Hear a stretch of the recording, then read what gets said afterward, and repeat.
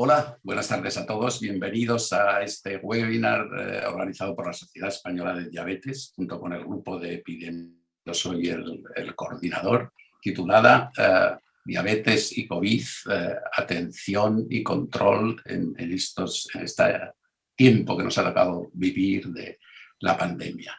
Este webinar está patrocinado por Sanofi en su totalidad, a quien agradecemos su valiosa colaboración. Y como habéis visto en el tarjetón del programa, tenemos con nosotros a tres especialistas muy activos en la investigación en este último año sobre el efecto del COVID sobre la diabetes, que son los doctores Javier Basterra Gortari, el endocrinólogo del Complejo Hospitalario de Navarra, que será el primer ponente, el doctor Josep Franch Nadal, muy conocido por todos en el ámbito de la atención primaria y de la diabetes, médico en el Centro de Salud del Raval en Barcelona e investigador en el Instituto de Investigación de aquella ciudad. Y en último lugar con el doctor don Raúl Rodríguez Escobedo, que es también endocrinólogo y trabaja en el complejo, en el Hospital Universitario Central de Asturias, en el servicio de endocrinología y nutrición. Hay muchos aspectos que tocar. Esta pandemia ha trastocado nuestra vida y, por supuesto, la de las personas con diabetes. Y vamos a tocar estos tres temas, podríamos tocar muchísimos más. Recordaros que debajo de la pantalla que estáis viendo ahora hay unas pestañas, la segunda de las cuales pone preguntas y que podéis formular preguntas por escrito en cualquier momento, y al final de las presentaciones habrá una mesa redonda, una discusión, contestaremos todas las preguntas y las que queráis seguir haciendo en ese momento. Bueno, sin más, vamos a pasar al primer ponente, el doctor Basterra, cuyo tema va a ser el pronóstico tras la infección por COVID en las personas con diabetes. Se ha hablado mucho de ese tema, sé que él lo conoce muy bien, lo ha revisado y cuando quieras, Javier. Buenas tardes. Muchas gracias a todos por uniros a este webinar. Muchas gracias a la SED por la invitación y muchas gracias también a Sanofi por el patrocinio del webinar. Bueno, como ha dicho Edelmiro, yo voy a hablar del pronóstico tras la infección por COVID en personas con diabetes. Bueno, este es el esquema que vamos a seguir en la charla de hoy. En primer lugar, vamos a hablar de la situación de la pandemia. Después vamos a hablar del riesgo de infección en las personas con diabetes. Posteriormente, del pronóstico en personas con diabetes. Después vamos a hablar de la influencia que tiene el control metabólico. Después hablaremos de diversos factores pronósticos en las personas con diabetes. Brevemente hablaremos del COVID en mujeres embarazadas con diabetes y finalmente daremos una breve pincelada sobre la vacuna en las personas con diabetes. Bueno, esta es la situación. Esta es la situación de la pandemia, bueno, pues la semana pasada, que ya había más de 153 millones de personas que habían pasado una enfermedad y había habido a nivel mundial más de 3 millones de muertes. En nuestro país, bueno, pues ha habido más de 3,5 millones de casos confirmados de COVID y más de 78.000 muertos. Y estos son datos del Instituto Nacional de Estadística, en el que se detallan las defunciones según la causa de muerte más frecuente. Las causas de muerte más frecuente entre enero y mayo de 2020. Si vemos aquí en la parte de la derecha, marzo, abril y mayo, podemos ver que en esos 3 meses en España hubo 152.000 muertes. De esas 152.000 muertes que hubo en esos meses, 32.000 fueron por COVID y 13.000 probablemente también lo fueran, con lo cual suman más de 45.000 muertes. Y esto nos hace ver la gravedad de la pandemia si tenemos en cuenta que en esos mismos 3 meses, bueno, pues para enfermedades isquémicas del corazón hubo 7.500 muertes o por enfermedades cerebrovasculares 6.600. Este es un trabajo que se han publicado, que lo realizó los CDC de China, en el que en población general no diabética se detalla la gravedad tras la infección por el SARS-CoV-2. Entonces podemos ver que en el 81% de los casos esa infección es leve. Hay un 14% en el que la infección es grave y los autores definieron grave como aquellos que tenían en la radiografía más de un 50% de afectación pulmonar o tenían una frecuencia respiratoria superior a 30 por minuto o tenían una saturación inferior al 93%. Y luego hubo un 5% de casos en los que la infección fue crítica. Y la mortalidad general, fue del 2,3% de los pacientes que se infectaban. En primer lugar, vamos a hablar del riesgo de infección. Con la infección del SARS o con el MERS o con el virus influenza H1N1, se vio que los pacientes que tenían diabetes tenían un mayor riesgo de infectarse. Sin embargo, parece que en el caso del SARS-CoV-2 no es superior el riesgo de infectarse en las personas con diabetes. Esto es un resultado de un metaanálisis de 6 estudios realizados en China y se vio que globalmente la prevalencia de diabetes en los infectados era del 9,7%, lo que es similar o incluso algo inferior a la prevalencia media de la diabetes en China. Pero ahora vamos a pasar a hablar del pronóstico de esas personas que se infectan. Y en este estudio que se realizó en Nueva York, con más prospectivo, con más de 5.200 personas, se vio que el riesgo de ingresar en el hospital era de casi 5 veces mayor en las personas con diabetes. Cuando se ajustaba por otros confusores, el riesgo descendía, pero seguía siendo claramente superior, con un odds ratio del 2,24. Y en este otro estudio que se publicó en abril tras la primera ola en el New England, esta es una serie pequeña en la que de 24 pacientes que estaban ingresados en la UCI, 14, es decir, el 58%, tenían diabetes.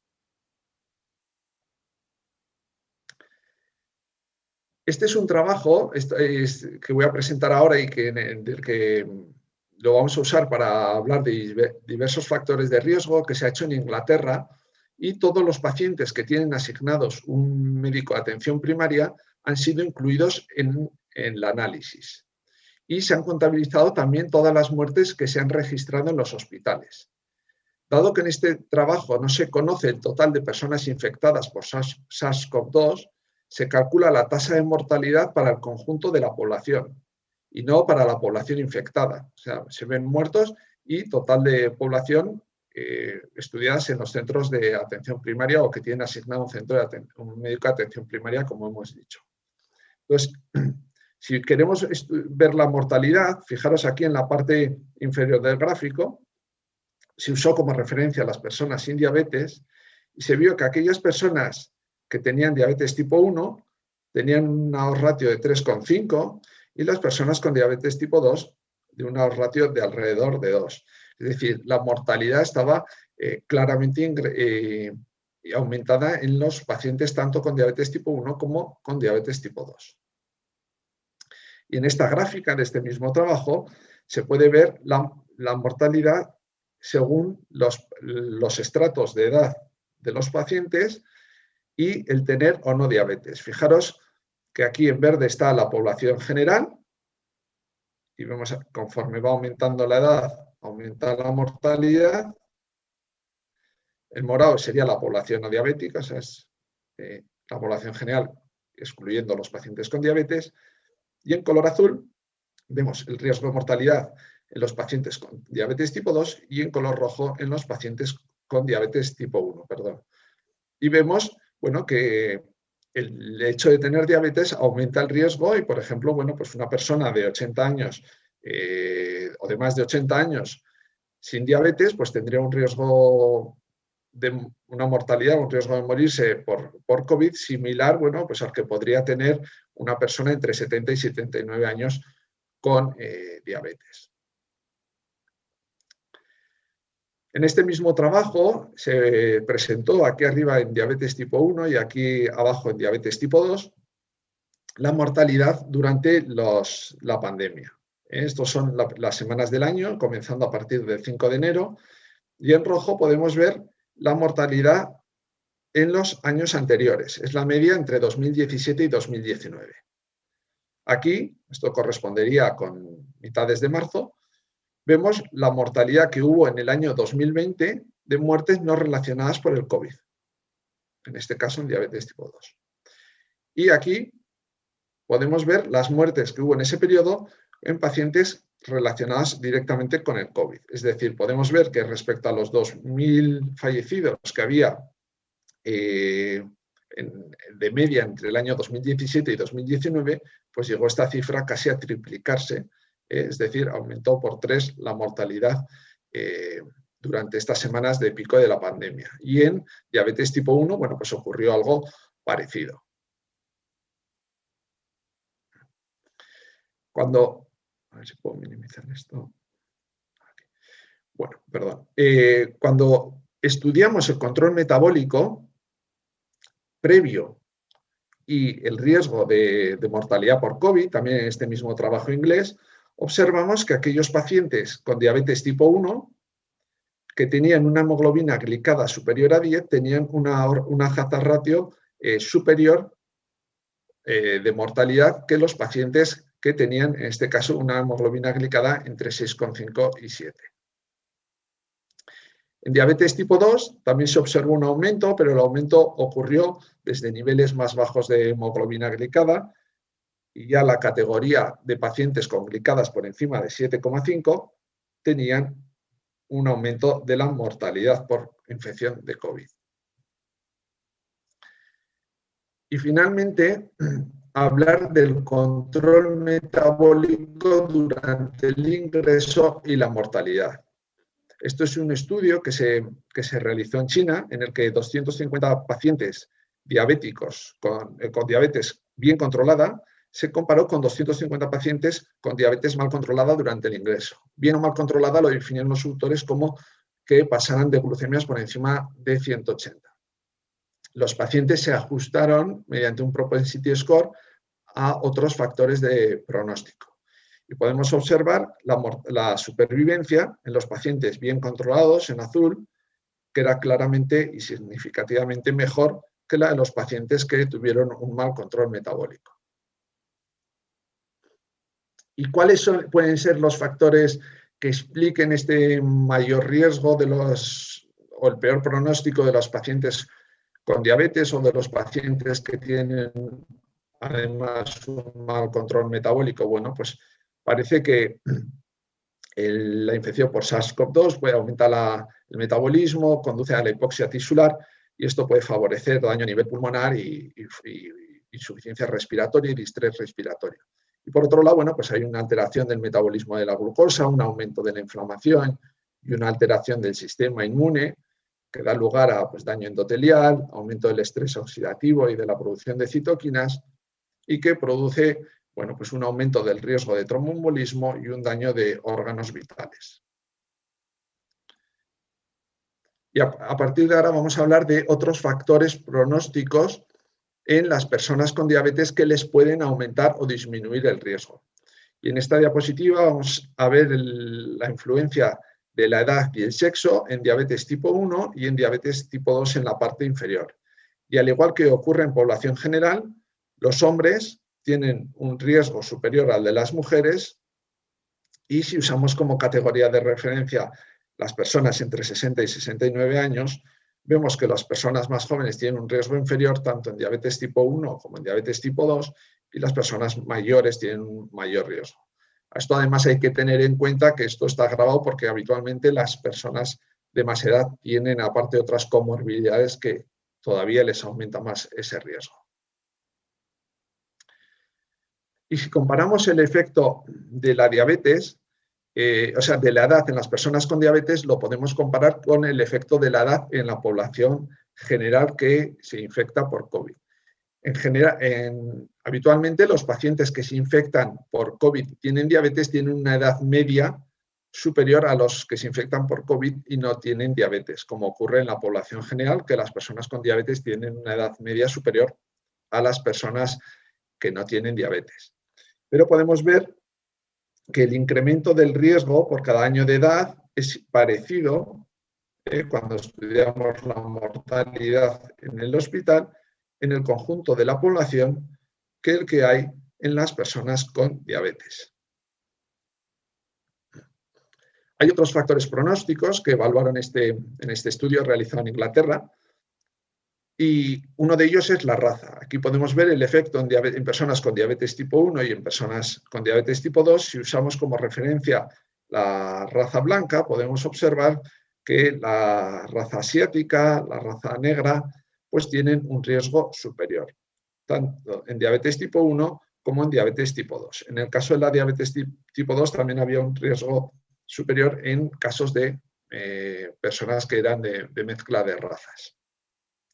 Otras razas incluyeron, pues bueno, vietnamitas, japoneses. En el caso de la diabetes tipo 1, bueno, pues parecía que también había un ligero o un incremento del riesgo. Factores pronósticos. Otro factor, la obesidad. La obesidad se ha visto que es un factor de riesgo en personas sin diabetes, y en este trabajo se evaluó el efecto que tenía en la obesidad en personas con diabetes tipo 1 y en personas con diabetes tipo 2. Se encontró una asociación en U, de tal manera que la referencia eran los pacientes en este trabajo entre 25 y 30 de índice de masa corporal, y se vio que las personas con un índice de masa corporal superior tenían un incremento de riesgo, pero también, curiosamente, se observó que las personas con normopeso o bajo peso tenían un riesgo superior. Los autores, bueno, decían que este dato había que interpretarlo con mucha cautela porque probablemente estaba influenciado por factores confusores que empeoraran el pronóstico y que hubieran favorecido la pérdida de peso y que no lo habían podido recoger bien. De hecho, este otro trabajo que se realizó en Francia con casi 2.000 pacientes evaluó el riesgo de necesitar ventilación mecánica o de morir a los 7 días tras la hospitalización por estratos de índice de masa corporal en pacientes con diabetes tipo 2. Y se vio que, usando como referencia la categoría con normopeso, a los pacientes con sobrepeso o con obesidad grado 1 o con índice de masa corporal mayor de 35 tenían en todos los casos un riesgo significativamente superior. Hay otros factores de riesgo que también creo que es interesante comentar. En este caso, puesto primero en pacientes con diabetes tipo 1. Fijaros que los pacientes que tienen una disminución del filtrado glomerular tienen claramente un mayor riesgo de mortalidad por COVID, y los pacientes con un filtrado inferior a 15, pues bueno, la estimación llega a ser de 8 veces más. Y también está aumentado el riesgo en caso de ictus previo o de insuficiencia cardíaca, y en el caso del infarto al miocardio la estimación puntual superaba el 1, aunque las diferencias no eran significativas. En diabetes tipo 2 encontramos unos resultados bastante parecidos, en el sentido de que la insuficiencia renal, bueno, pues también es un importante factor de riesgo, y en este caso, bueno, pues al igual que antes, el infarto y el ictus y la insuficiencia cardíaca aumentaba el riesgo, y también aumentaba de forma significativa, aunque no de tanta magnitud, en el caso del infarto de miocardio previo. Y este es un trabajo que se hizo retrospectivo en China. He puesto solo la parte de los pacientes con diabetes, que eran 153, en el que se evaluaban también otros factores de riesgo, y los resultados son bastante superponibles a los que hemos presentado del estudio británico. Entonces, las pacientes de más de 70 años tenían un riesgo superior, es decir, la edad era un factor de riesgo importante, los hombres también, los que tenían hipertensión, enfermedad cardiovascular o enfermedad pulmonar. Esto se encontró en el análisis univariante. Cuando se hizo el análisis multivariante ajustado, bueno, pues solo la edad y la hipertensión previa siguió siendo significativa, aunque es cierto que el resto, bueno, pues tenían unas estimaciones, unas estimaciones puntuales claramente superiores al 1, pero no significativas. Hay que tener en cuenta que era un estudio de un tamaño muestral limitado, con 153 pacientes con diabetes. Y brevemente quería hablar del efecto de la infección por COVID en mujeres embarazadas. en lo que hay respecto a la diabetes. Lo cierto es que no he encontrado mucha información, pero este es un estudio bastante interesante que se realizó en Francia, en el que se valoró a 617 mujeres que estaban embarazadas y se infectaron por el SARS-CoV-2. De estas 617, 489 no tuvieron una enfermedad severa, 93 requirieron oxígeno y 35 estuvieron en situación crítica. Cuando se valoró el riesgo de necesitar algún apoyo respiratorio, oxígeno o una enfermedad crítica, se vio que las mujeres con una diabetes pregestacional tipo 1 o tipo 2 tenían un riesgo 3,8 veces superior. Sin embargo, las mujeres con diabetes gestacional no tuvieron un riesgo significativamente superior. Y finalmente, he buscado a ver si había algún resultado sobre el efecto protector de las vacunas en personas con diabetes. En la vacuna de Pfizer y la de AstraZeneca no he encontrado nada, pero en la vacuna de Moderna, que se publicó en el New England a principios de enero, bueno, en las características basales de los participantes desglosaron los pacientes con riesgo de enfermedad severa por COVID, que los consideraron los que tenían, bueno, pues enfermedad pulmonar, enfermedad cardíaca, obesidad severa, diabetes. Y bueno, y de estos pacientes que consideraron con mayor riesgo, bueno, pues muchos de ellos, pues 1.440, 2.800 tenían diabetes, 1.400 en el grupo vacuna, 1.400 en el grupo placebo. O sea, casi 3.000 pacientes de los de riesgo de enfermedad severa tenían diabetes.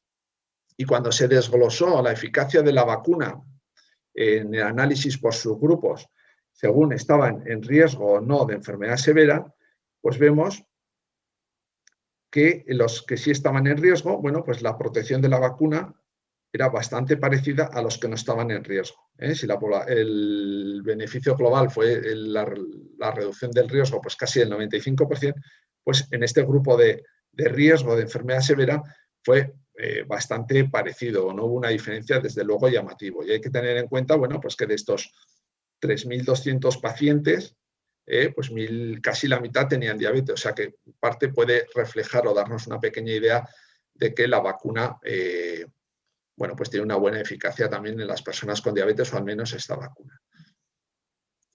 Bueno, y en resumen, decir que tanto la diabetes tipo 1 como la diabetes tipo 2 empeora el pronóstico de la infección por SARS-CoV-2, que la edad y ser hombre aumenta el riesgo, que un índice de masa corporal elevado, la insuficiencia renal y las patologías cardíacas aumentan el riesgo, y que las mujeres con diabetes pregestacional podrían tener más riesgo.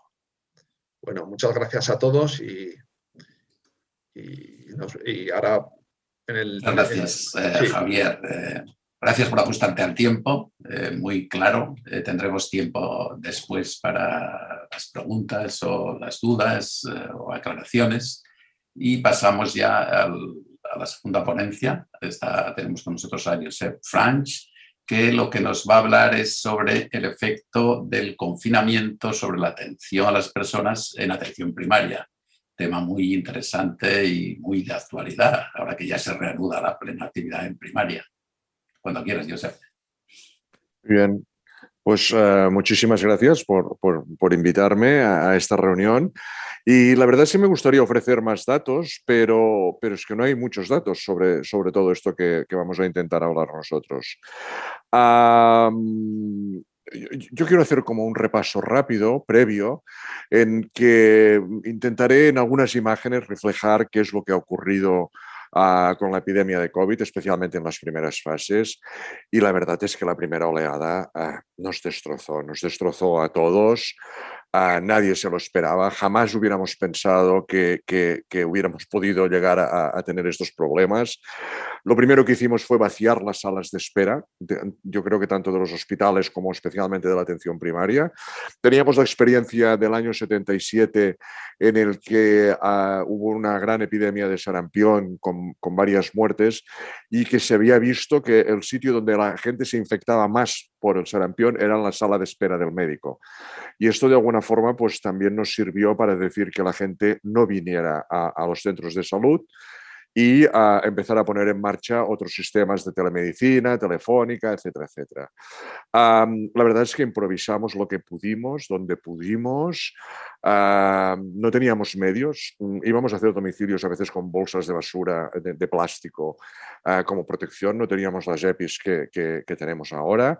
Y en nuestra vida todo era COVID. Y dejamos de ver cosas y hay pacientes que se volvieron invisibles y que dejamos de prestarles atención porque la gente se moría por COVID. Y eso fue traumático en un primer momento. Hemos visto imágenes insólidas. Yo nunca había visto teleconferencias como las que hay ahora, con tanta gente conectada, pero por otro lado también hemos visto botellones absolutamente injustificables.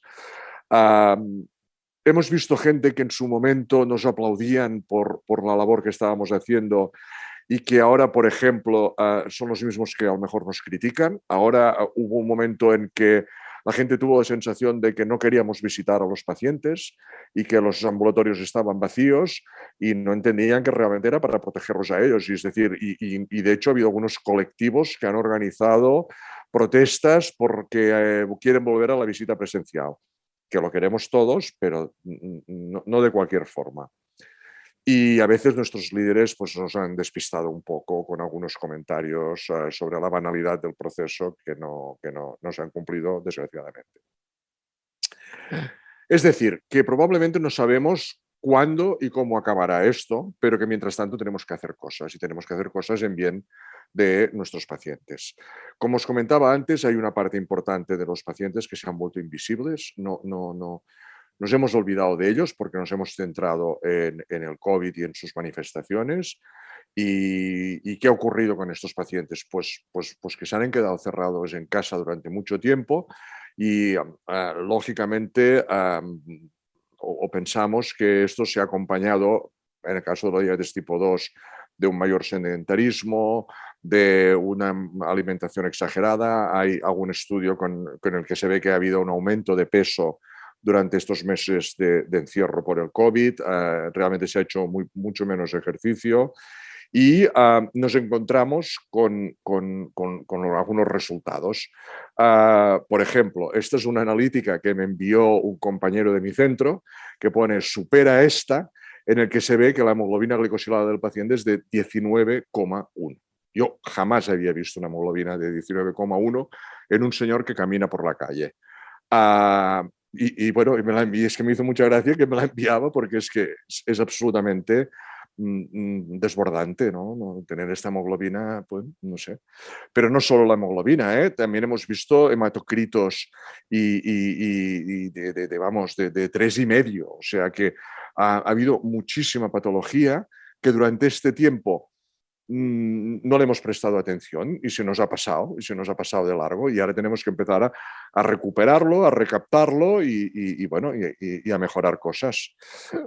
Bien, esto es uno de los grandes problemas, es que probablemente hace poco tiempo y a estudios poblacionales hay pocos. Nosotros se miró un poco cómo había cambiado la actividad en los equipos de atención primaria durante la primera oleada y lo que vimos fue que las visitas en los centros de salud bajaron espectacularmente. En un 76% de los casos se redujo la visita en el centro de salud. Aumentaron mucho los domicilios, hacíamos muchos más domicilios, el médico iba a casa y lo que se disparó evidentemente fue la consulta telefónica que aumentó casi por 5 veces, un 470%, y en algunos sitios con un mayor nivel probablemente las TICs y videoconferencias también aumentaron de una forma bastante importante. Pero la primera oleada que nos dio en la frente lo que hizo fue vaciar nuestras consultas y pegarnos a un teléfono. Y eso evidentemente también tiene sus consecuencias. Las consecuencias de esta primera oleada que se midieron a través de unos indicadores de calidad asistencial que, bueno, en Cataluña tenemos 34 indicadores que nos dicen cómo estamos haciendo las cosas y los relativos a la diabetes es un poco estos que os he marcado yo de color amarillo, en el que vemos que las determinaciones de la presión arterial, de la hemoglobina glicosilada, los cribados de retinopatía, los periodontitis. Todo este tema automáticamente dejó de practicarse de una forma espectacular. Durante la primera oleada no se pedían hemoglobinas glicosiladas, se iba a intentar solucionar otras cosas. Posteriormente lo que hicimos es empezar a ver qué había ocurrido en otros sitios.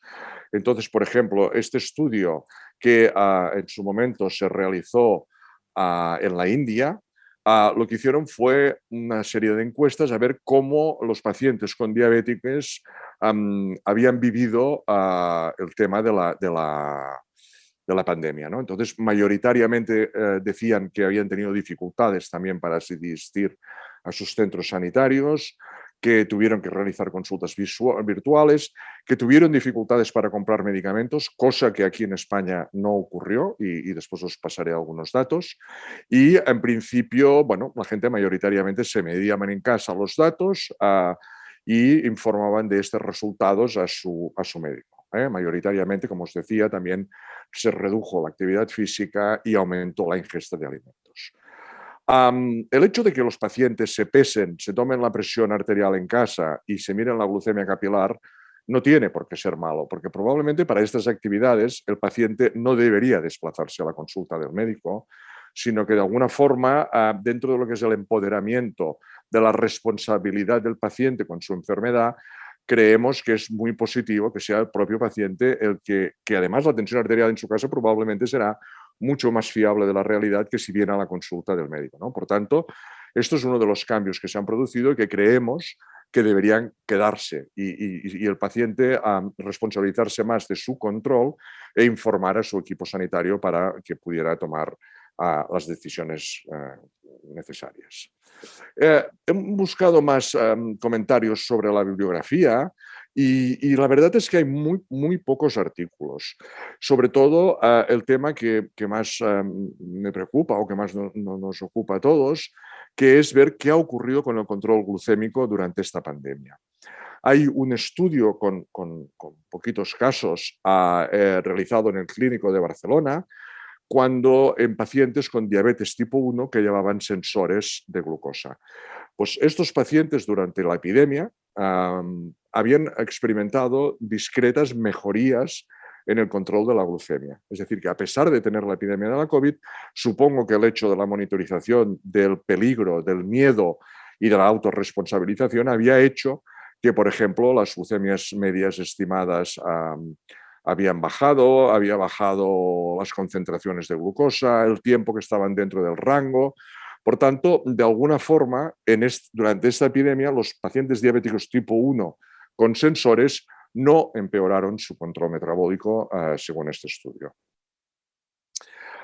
Otros estudios, por ejemplo, como este otro realizado en Holanda, pues sí que se vio que los pacientes referían un aumento de su estrés por la situación, habían aumentado el peso, habían hecho menos ejercicio físico y lo que analizaron también fue cómo había variado la hemoglobina antes y después del confinamiento, ¿no?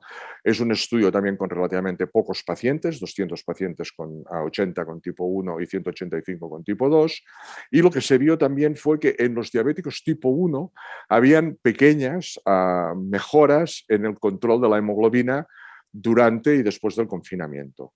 Sin embargo, en la diabetes tipo 2 no hubo cambios significativos. Este estudio, ya os digo, se comentó y se hizo en Holanda.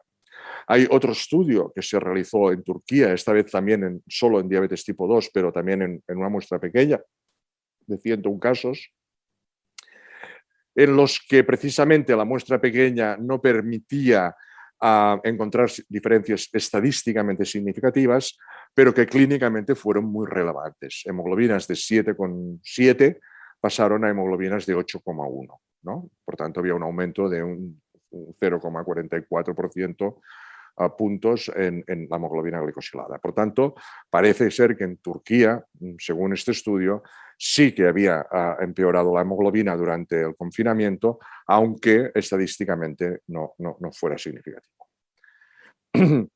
Y tenemos que tener en cuenta que esto es una cosa que habíamos estudiado también en población general de atención primaria, y es que un mal control glucémico comporta un aumento del coste en prácticamente todas las partidas, tanto en el coste total como lo que podría ser las hospitalizaciones o el uso de medicamentos. Y aquí veis que pacientes con hemoglobinas glicosiladas más bajas, a la izquierda, realmente experimentaban un menor coste que cuando la cosa se disparaba y las hemoglobinas subían mucho. También es cierto que hemoglobinas muy altas probablemente son pacientes pues, que no hacen nada ni van a buscar medicamentos y que por tanto en este subgrupo los costes no seguían disparándose porque ya de alguna forma suponemos que la adherencia y la inercia probablemente también eran altas y por tanto no aumentaba. Pero globalmente está muy claro y en algunos estudios hemos analizado con el Diabetes Core Model la proyección de estos costes y de la presencia de complicaciones, que el mal control glucémico nos sale caro y sale caro a medio y a largo plazo. Lo que nos interesa saber es si hay estudios publicados sobre el control de la glucemia en diabéticos tipo 2 en atención primaria de España. Pues no, yo no he encontrado ninguno. Os tengo que decir que la semana que viene nos van a dar la base de datos de todos los pacientes con diabetes y COVID de Cataluña, con lo cual podremos analizar qué había ocurrido en el 2019 y qué ha ocurrido en el 2020. Tendremos para poder comparar estos 2 años. Esto no lo tendremos hasta la semana que viene porque los datos van con un poquito de retraso y tal. Lo que pasa es que tenemos algunos indicadores que podemos obtener directamente de la historia clínica que nos hacen sospechar un poco por dónde van a ir las cosas. Por ejemplo, antes de la epidemia del COVID, aproximadamente cada profesional sanitario de atención primaria visitaba presencialmente a unas 60 personas a la semana y durante la epidemia, los primeros meses de epidemia, 60 personas por semana bajaron a 16 personas. Ahora nos estamos recuperando, estamos empezando a visitar un poco más y ahora estamos visitando a 36 personas presenciales durante la semana. Por ejemplo, el examen de los pies, que es una cosa que antes de la epidemia realizábamos y teníamos que un 73% de nuestros pacientes con diabetes tenían realizado un examen anual de los pies. En el momento de la epidemia y del confinamiento, este 73% se redujo a un 35%. Es decir, que fue espectacular el hecho de dejar de mirar los pies de las personas con diabetes. Y otro parámetro que nos orienta tal vez más es que uno de los indicadores que más se utiliza en Cataluña es el porcentaje de pacientes con hemoglobinas glicosiladas por debajo de 8.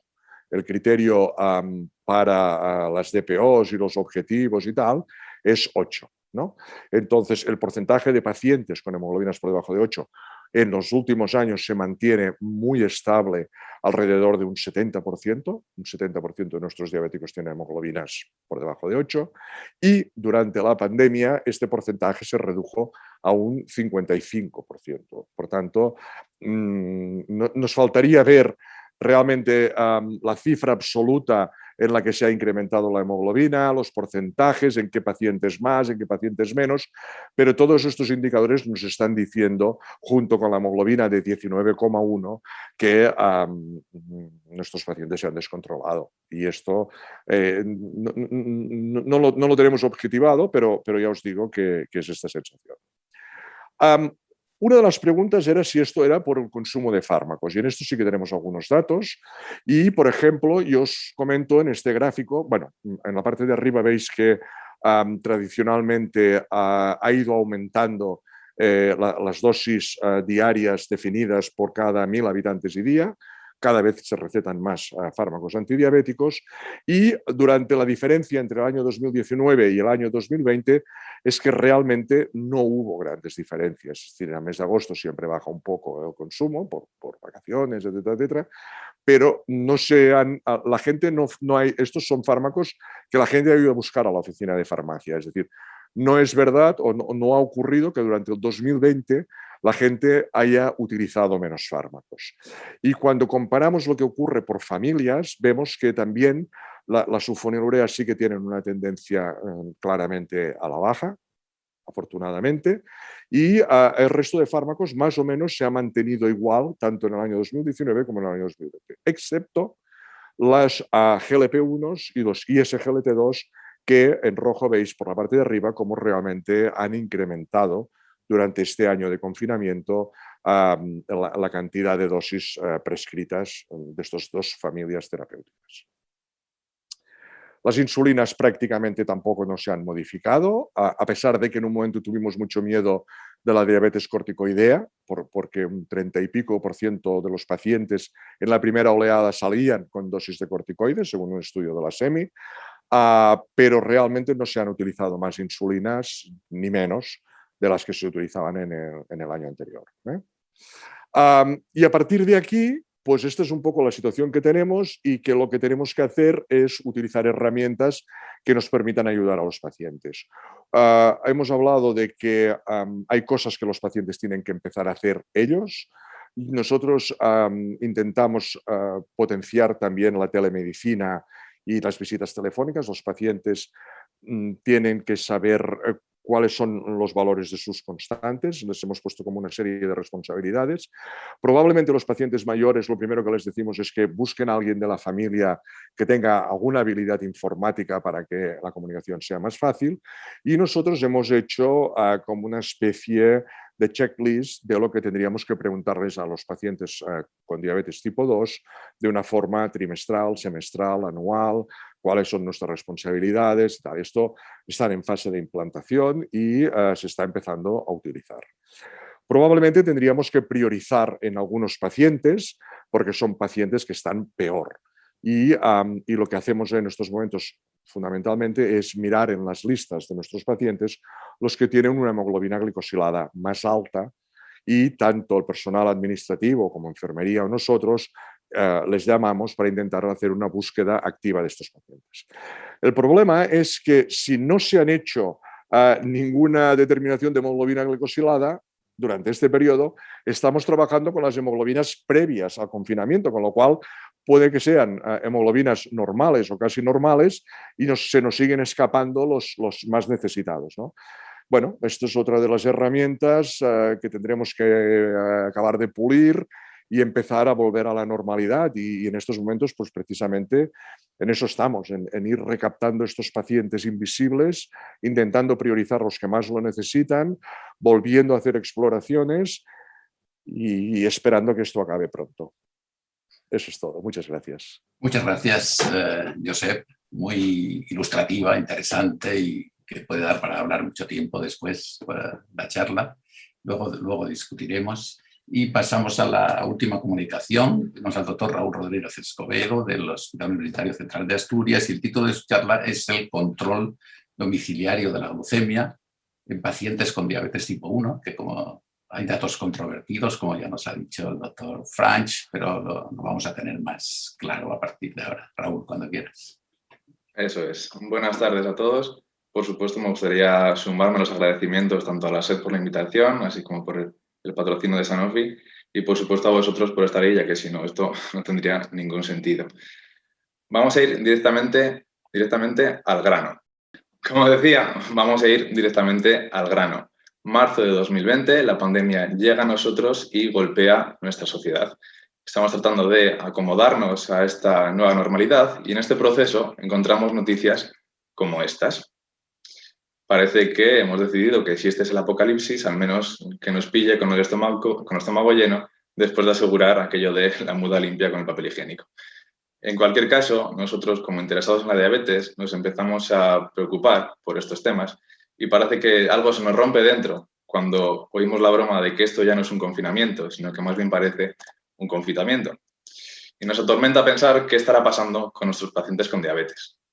Y fijaos que no solo la prensa está en nuestra contra, sino que también la ciencia. Este estudio muy curioso lo que hace es ver cómo cambió el control de la diabetes en diferentes situaciones catastróficas, ya sea por fenómenos naturales o por cuestiones geopolíticas, que generaran contextos sociales similares a el confinamiento. De modo que predijeron cómo a medida que se prolongara el confinamiento iba a alterar el control de la glucemia.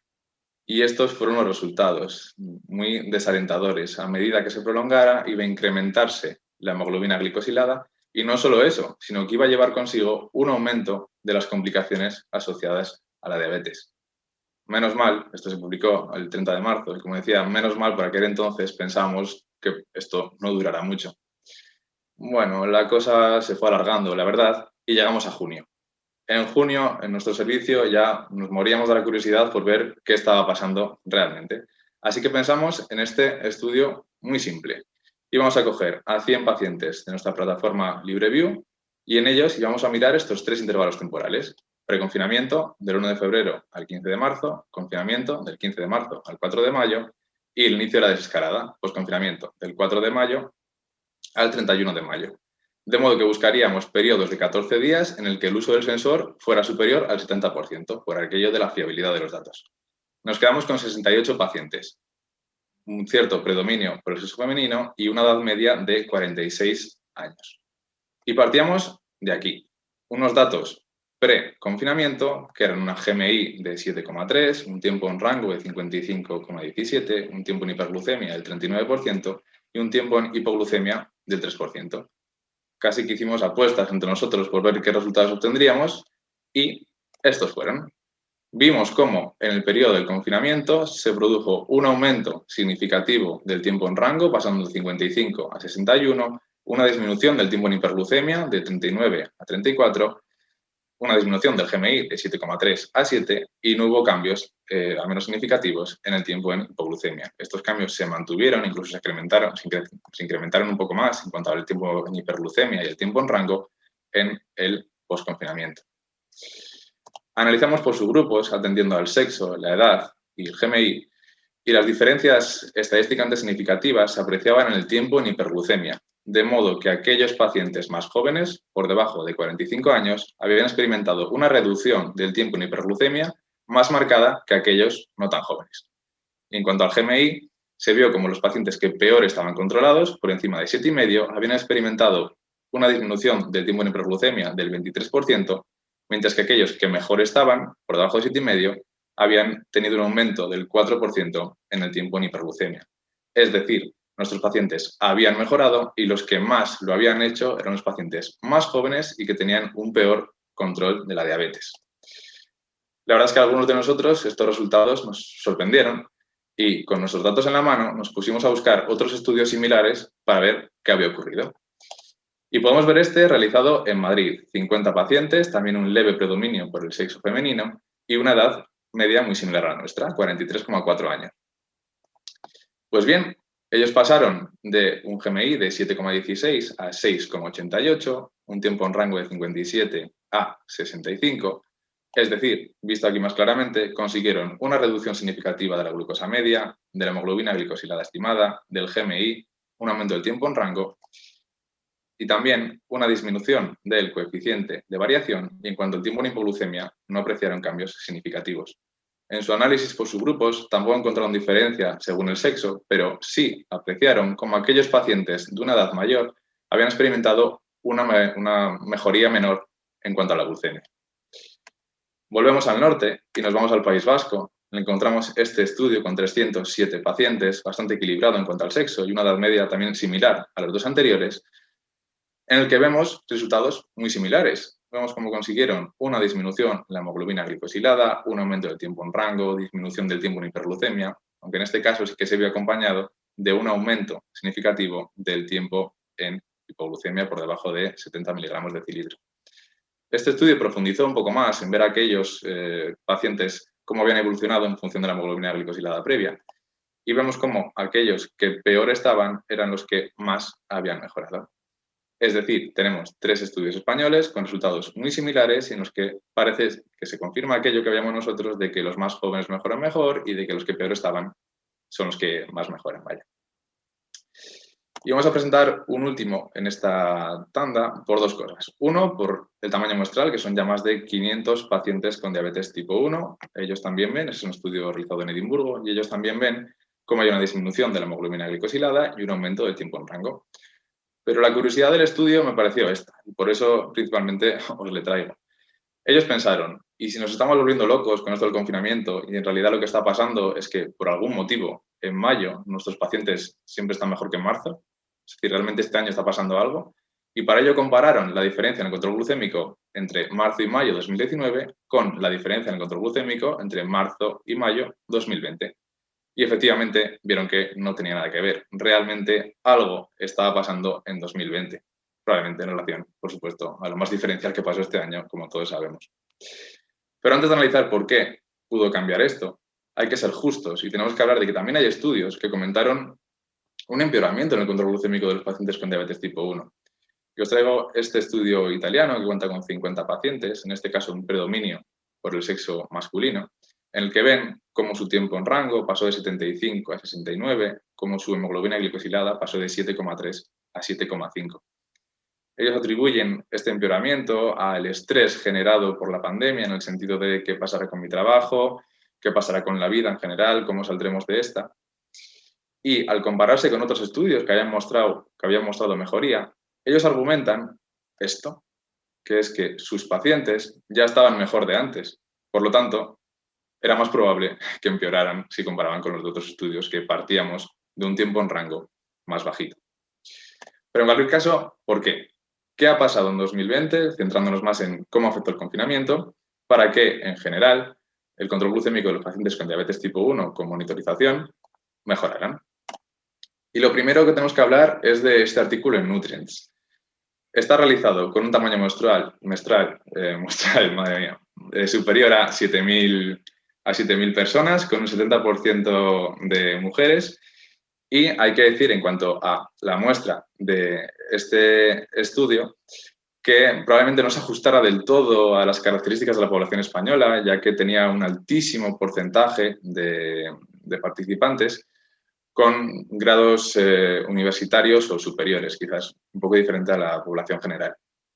En cualquier caso, es un estudio que les preguntaban diferentes ítems en cuanto a cuestiones sociales, de hábitos de alimentación, hábitos de vida. Es como para leerle, pero bueno, en su resumen gráfico nos podemos quedar con esto. Se vio que durante el confinamiento hubo una mayor adherencia a la dieta mediterránea, con un mayor consumo de vegetales, legumbres y frutas, y sin embargo una disminución del consumo de productos fritos, picoteo y de la actividad física. Ellos en su estudio presentan esta gráfica, quizás no sea la más visual del mundo, pero lo que tratan de decir es que los pacientes que tuvieron una mayor adherencia o un aumento mayor de la adherencia a la dieta mediterránea fueron los más jóvenes. Curiosamente, aquellos en los que habíamos visto que también había mejorado más el control glucémico. Estos resultados chocan con lo que habíamos visto en la prensa, pero parece que, bueno, van cobrando fuerza cuando encontramos otro artículo también en Nutrients con más de 1.000 pacientes en el que también, con un sistema bastante similar, ellos llegan a la conclusión de que ha aumentado la adherencia a la dieta mediterránea y ha disminuido la actividad física. Y es una pena que haya disminuido la actividad física durante el confinamiento si atendemos a este estudio. 13 pacientes adolescentes italianos con la 670G, en el que se ve, aparte de unos resultados globales de que hubo mejoría, que aquellos que mantuvieron una actividad física regular durante la cuarentena se beneficiaron más en cuanto al aumento en tiempo en rango que aquellos que no realizaron dicha actividad física. Aunque también es cierto que este grupo tenía un mayor porcentaje de tiempo activo el modo automático del infusor continuo del infusor de insulina. Vamos a seguir rascando a ver si vemos qué es exactamente lo que pasó, qué es lo que hubo más diferencial. Y encontramos este otro artículo con 207 pacientes que de nuevo ven aumento del tiempo en rango, disminución del tiempo en hipoglucemia en este caso, también disminución del coeficiente de variación.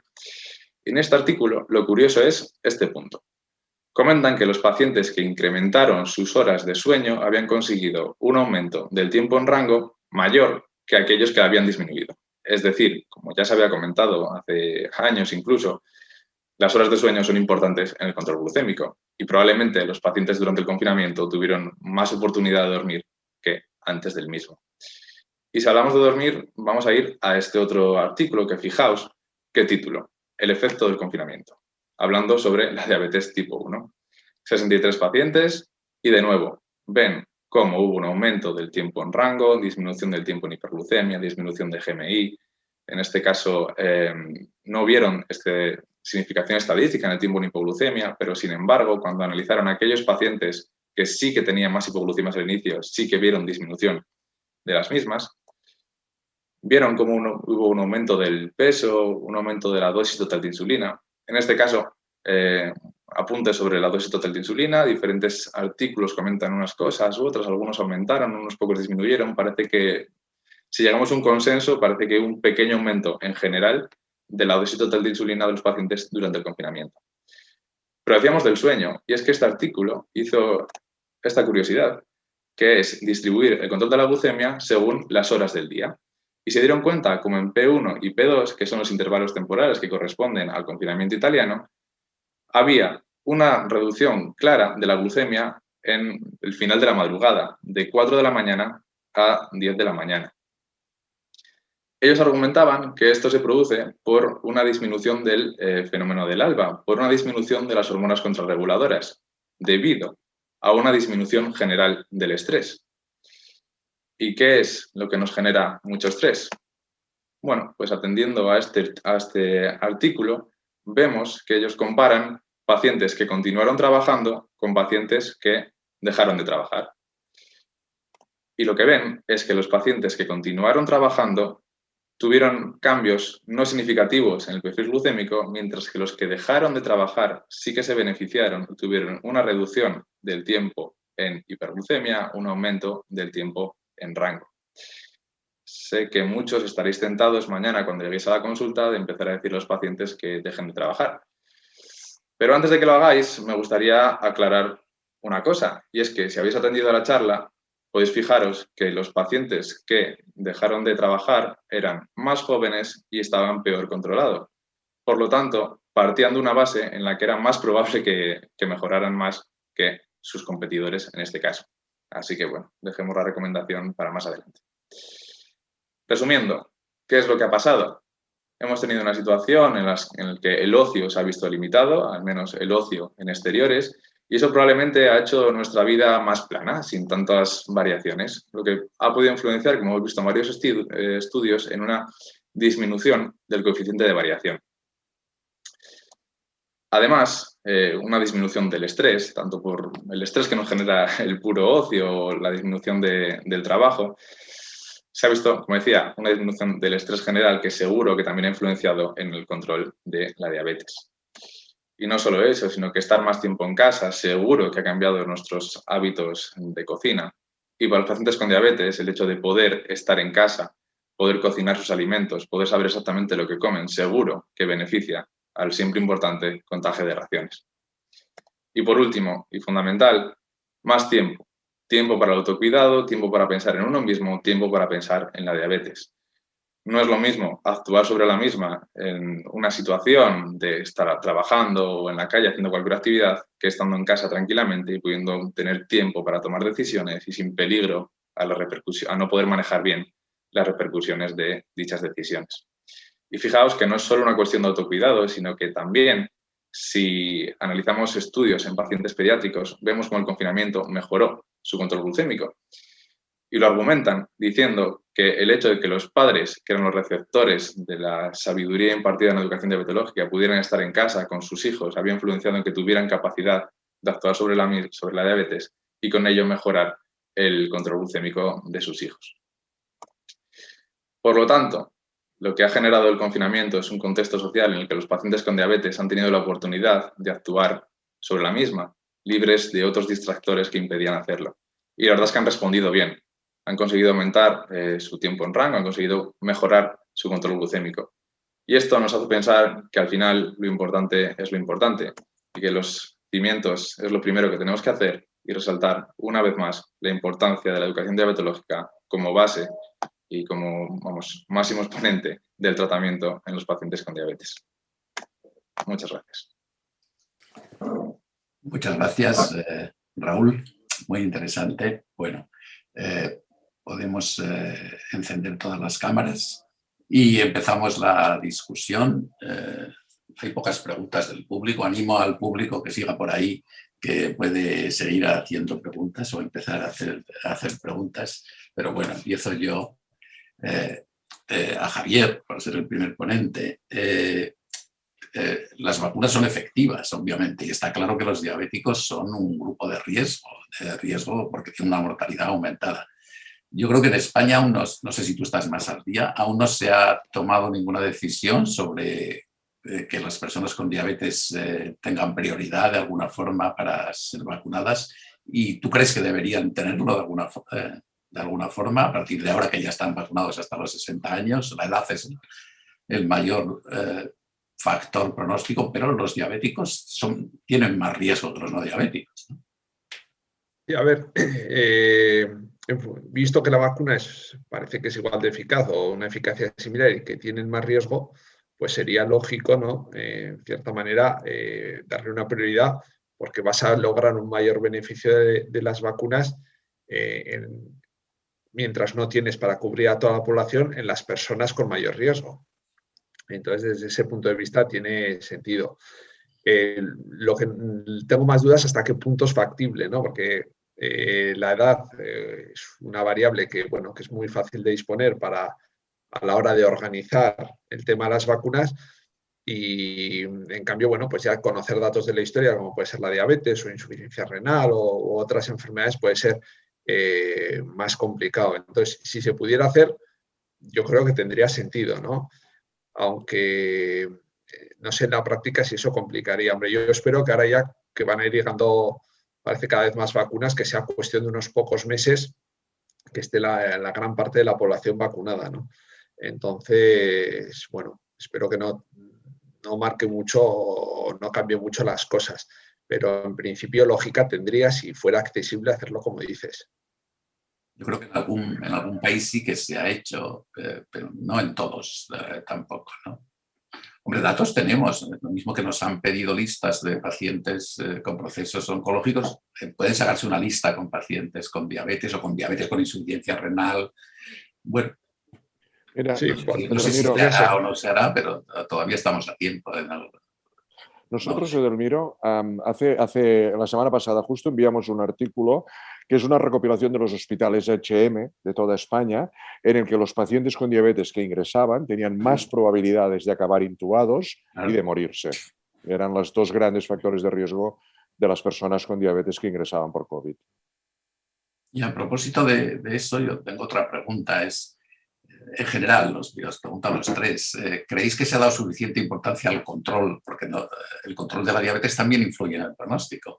Al control de la diabetes o de la hiperglucemia en los pacientes que ingresaron por COVID o que ingresan. Yo sé que Raúl sabe algo de eso también. Sí, a ver, está claro que influye. De hecho, como mostró Javier, hay estudios que claramente comparan diferencias en mortalidad en función de si se logró o no un control de la glucemia. Incluso la glucemia al ingreso en urgencias también influye en el pronóstico final.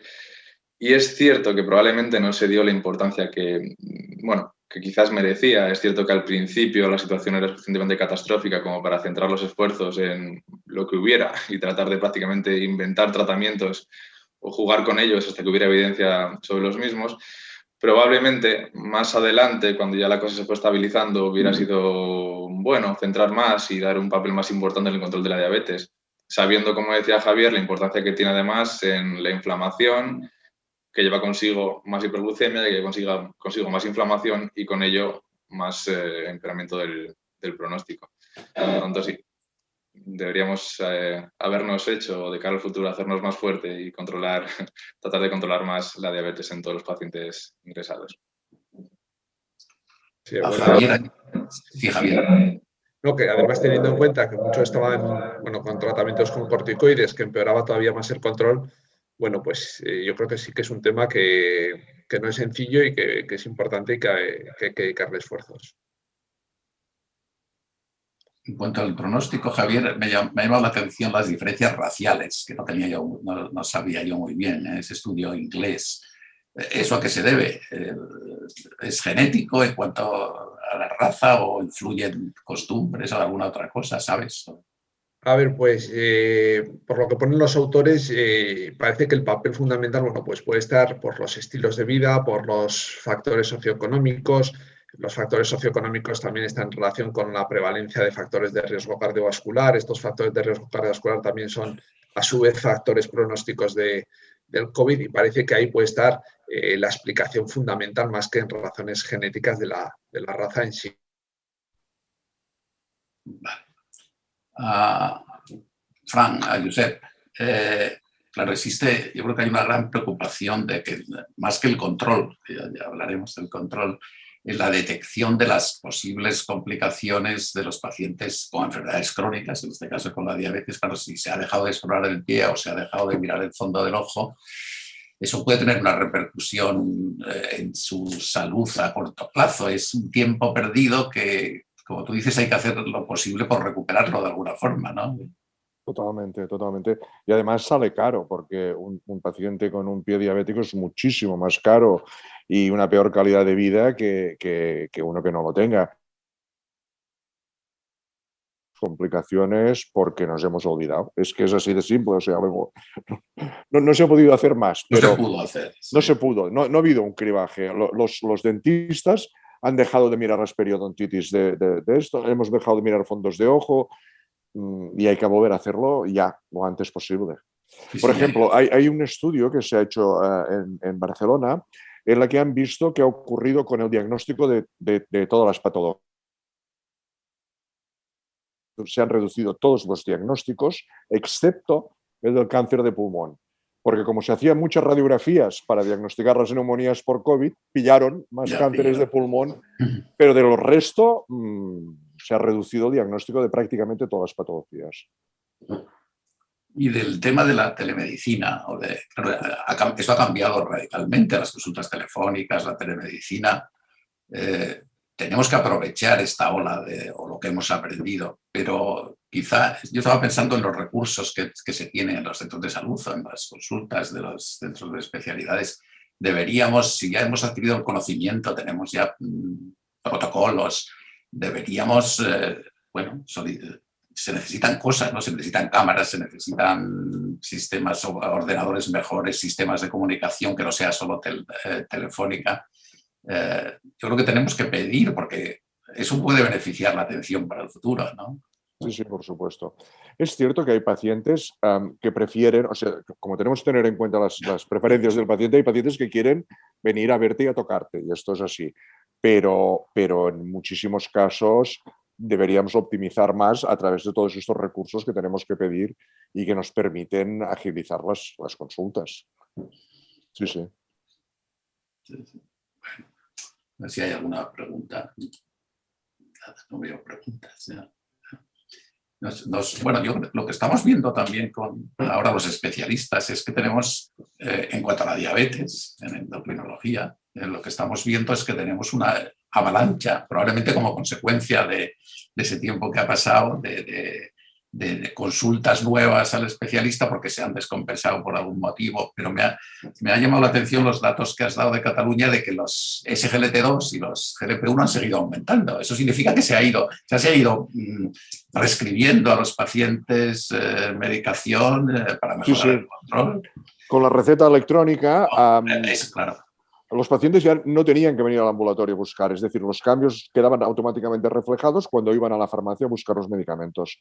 Y como la tendencia es cada vez a prescribir más estos fármacos que han demostrado protección de muchas cosas, pues está aumentando.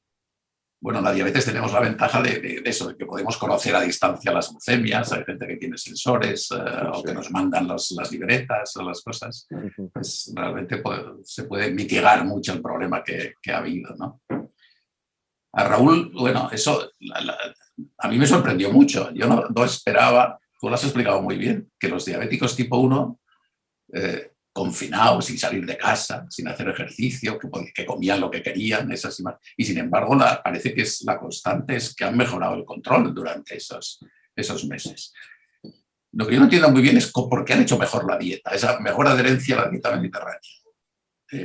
Tampoco era fácil comprar, se compraba online y sin embargo han conseguido comer mejor, ¿no? Sí, la verdad es que es sorprendente comparado con lo que dice la prensa y lo que todos vimos. Es cierto que durante el confinamiento hubo una especie de ola de, bueno, es una época especial, por decirlo así, la gente trataba de vivirlo de una manera adecuada, pues qué gracia hacer videollamada con la familia, vamos a cuidarnos, fíjate que he descubierto este canal de YouTube para hacer ejercicio, vamos a aprender a cocinar. Entonces, bueno, quizás la gente buscó cómo distraer la mente y cómo pasar el tiempo y quizás trataron de alimentarse. Yo creo que hubo gente que fue muy consciente de que el hecho de no poder salir de casa iba a traer consigo una disminución clara de la actividad física y quizás un aumento de peso y trató de cuidarse. También es cierto que, como decía, los estudios hechos pues probablemente no abarquen a gran parte de la población real, lo que, bueno, hay que cogerlos con pinzas en este sentido. Pero bueno, yo creo que sí, sobre todo en gente joven, que lo habitual es, pues como nos puede pasar a nosotros mismos, salimos a las 3 de trabajar, llegas a casa, haces lo primero que pilles y probablemente ese lo primero que pilles no tiene muchos criterios de dieta mediterránea. Sin embargo, si tienes toda la mañana para pensar en qué cocinar y después de aburrirte mucho rato, cocinas algo y lo alargas lo máximo posible porque tampoco tienes nada más que hacer, probablemente sí que cumplas más esos parámetros de dieta mediterránea, un cambio en el estilo de alimentación. Y lo que decía, no solo eso, sino que no ir a ningún restaurante, saber exactamente lo que comes, poder controlar todos estos parámetros y con tiempo para ello, posiblemente consiga un mayor contagio de raciones, o sea, un mejor contagio de raciones y con ello un mejor uso de la insulina. Hombre, la buena noticia es esa, que probablemente todas esas personas con diabetes tipo 1 habían sido educadas, habían tenido una educación terapéutica en diabetes en cuanto a la dieta, en cuanto a los tratamientos, y tuvieron más tiempo para preocuparse, para cuidarse. Pero eso no sé yo si es lo mismo en los diabéticos tipo 2, que son más. Probablemente no, ¿no? Yo sé. No. Precisamente por eso los diabéticos tipo 1 han mejorado durante el confinamiento su hemoglobina y los tipo 2 han empeorado. Y es por la falta de la educación que tú comentabas antes, sí, sí. Claro, así que está muy bien esa diapositiva, que ese cartel tenía que estar en muchos sitios, la educación terapéutica en diabetes, porque es lo que consigue que la persona pueda mejorar, ¿no? Bueno, no sé si seguro que tenéis vosotros alguna pregunta que haceros de unos a otros o alguna observación más, ¿no? No sé si había apuntado aquí alguna cosa más. Este mejor control en los tipo 1, Raúl, tú has visto que se ha mantenido. ¿Tú crees que se mantendrá? ¿Será un efecto a largo plazo? No sé si lo hemos mirado un año después. A ver, o no volveremos tenemos... a las andadas. Por un lado, yo creo que, como decía al principio, no es lo mismo el primer confinamiento, el confinamiento grande, que lo de después. Parece que, como decía, el primero se vivió bien, relativamente, un periodo nuevo, vamos a cuidarnos. Luego ya entiendo que la gente fue cansándose de aquello de no poder ir de restaurante, no poder ir con los amigos y probablemente fueron dejando los buenos hábitos que habían conseguido tener cuando estaban en confinamiento, comenzaron a trabajar, menos tiempo, volvemos a las andadas. No tenemos revisado qué fue de estos pacientes más adelante. Lo que sí que tenemos hecho es otro estudio en el que cogimos las consultas, tanto de diabetes tipo 2 como tipo 1, que se dieron en nuestro hospital en enero, y comparamos el control glucémico y el peso con respecto a cómo estaban en enero del año anterior, un año antes. Y lo que sí que vimos, curiosamente, es que los pacientes con diabetes tipo 1, bueno, habían empeorado, pasó de una media en torno al 7,54 de hemoglobina glicosilada a 7,78, que sí que había diferencias estadísticamente significativas, que bueno, es cierto que fue un aumento pequeño, no muy marcado, pero entonces podemos tener dos lecturas. Por un lado, no empeoraron mucho en una época muy difícil, lo que está muy bien, pero la lectura negativa se supone que la idea es que vayan cada vez a mejor y no a peor. Por lo tanto, bueno, es cierto que mirando las analíticas realizadas sí que se vio un leve empeoramiento. Ya que estamos también en los tipo 2 lo miramos y había un leve incremento de la glicosilada, igual pasaron de 7,73 a 7,84, en este caso sin significación estadística, pero bueno, sí que se vio un leve incremento. También es cierto que en la diabetes tipo 2 hay que tener en cuenta muchos factores intercurrentes, como es el uso cada vez más frecuente de antidiabéticos de alta potencia, lo que seguro influyó en que al menos en nuestros pacientes no se desmadrara demasiado la situación. Pero bueno, a mejora, ninguno. Bueno, ¿alguna cosa más? No me preguntan nada más por aquí. A ver, sí, perdón. Igual tengo yo aquí. ¿Creéis que puede influir la diferencia de control de la glucemia entre las personas con tipo 1 y tipo 2 a que la primera utiliza más telemedicina que la segunda? Bueno, Tipo es cierto que los pacientes con tipo 1 tienen más acceso muchas veces a la educación diabetológica, pueden contactar más fácilmente. Hay algún estudio que trata de demostrar si el uso de la telemedicina es realmente eficaz. Lo que pasa es que lo que hacían era coger a los pacientes y controlar los cambios en el control glucémico 14 días antes de la consulta de telemedicina y 14 días después. Y efectivamente veían que había una mejora en el control glucémico. Pero probablemente si hiciéramos ese mismo ejercicio en consultas presenciales, mejorarían. Justo después del impulso, del estímulo, de decirles cómo corregirse, lo más probable es que mejoraran y después de un tiempo, pues bueno, cada uno aprovecharía en la medida de lo posible los consejos dados. Entonces, bueno, es cierto que tenían más acceso, pero bueno, más que nada yo creo que es lo que decíamos antes, saber lo que hacer más que otra cosa. Además, estoy seguro que si intentaban contactar con atención primaria, quizás los pacientes con diabetes tipo 2, bueno, de algún modo encontrarían algún tipo de respuesta. Ahí tenemos otra pregunta de Raquel Barrios que dice: ¿cuál es vuestra opinión sobre la diabetes que se diagnostica durante o después del COVID? ¿El virus puede actuar sobre la célula beta? ¿Puede ser una causa de diabetes? Bueno, es cierto que sabemos que determinados virus tienen influencia en la autoinmunidad del organismo y con ello la propensión a la diabetes mellitus tipo 1 por destrucción de la célula beta pancreática. Hay artículos que proponen o están tratando de evaluar si hay un incremento en la incidencia de la diabetes mellitus tipo 1 a consecuencia del coronavirus y bueno, tendremos que verlo. Es cierto que fisiopatológicamente puede ocurrir que haya un aumento de la incidencia por aquello de tener un virus que encima tiene cierto tropismo por el páncreas y con ello sí que puede generarlo. Por otro lado, con respecto a los pacientes que se diagnostican de diabetes, que era como la primera parte de la pregunta, durante pasar el coronavirus, bueno, pues creo que podemos verlo como una oportunidad. Ingresó por coronavirus, hemos visto que tiene diabetes, pues traigámosle al redil y empecemos a aplicar el manejo de la diabetes habitual, ya que lo hemos detectado. Si no, eso es la diabetes tipo 2, claro. Que aumente la diabetes tipo 1, aunque es posible, como dices, yo no conozco. No sé si conozco. Es más raro, sí. Había algún estudio pequeño que encontró diferencias, que algún caso más. Lo que sí está claro es que ha habido casos que han llegado más graves, de cetoacidosis más evolucionado. Yo el estudio de mayor tamaño creo que se hizo en Alemania y no encontró en un registro poblacional más incidencia de diabetes tipo 1 tras la epidemia del COVID. Eso es. Hay un estudio italiano, ahora que me acuerdo, en el que se dieron cuenta cómo los pacientes eran pacientes pediátricos y llegaban al hospital con cetoacidosis más evolucionadas.